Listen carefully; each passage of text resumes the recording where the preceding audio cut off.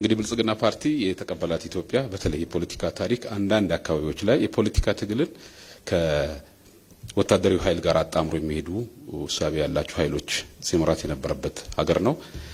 በዛ ማግስት በለውጥ ማግስት ወደ ስልጣን ከፓርቲያችን ከመጣ በኋላ የሰራው ነገር የሴኩሪቲ ሪፎርም ነው። የደህንነትና የጸጥታ መዋቅሩን በአንድ በኩል ህብረ ብሔራዊ እንዲሆን በሌላ በኩል ደግሞ ዘመኑን የሚመጥን እንዲሆን ከማድረግ አኳያ ከወሰዳቸው ወሳኝ እርምጃዎች ውስጥ አንዱ ክልሎች አላስፈላጊ ኃይል መታጠቃቸው ነው። ምናልባት እዚህ ላይ ከተነሳው መስተካከል አለበት ብለን የምናምነው ክልሎች በአሁኑ ሰዓት ከአንድ ክልል ውጪ አብዛኞቹ የልዩ ኃይል የላቸውም።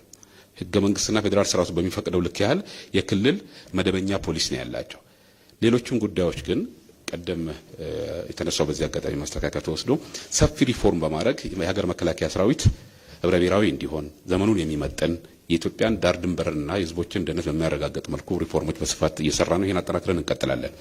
ፖሊስም እና የፌዴራል ፖሊስም ሆነ መደበኛ ፖሊሶች በተሰጣቸው ህገ መንግስታዊ ስልጣን ወሰን ብቻ ስራቸውን እንዲያከናውኑ የጀመርናቸውን ስራዎች አጠናክረን እንቀጥላለን።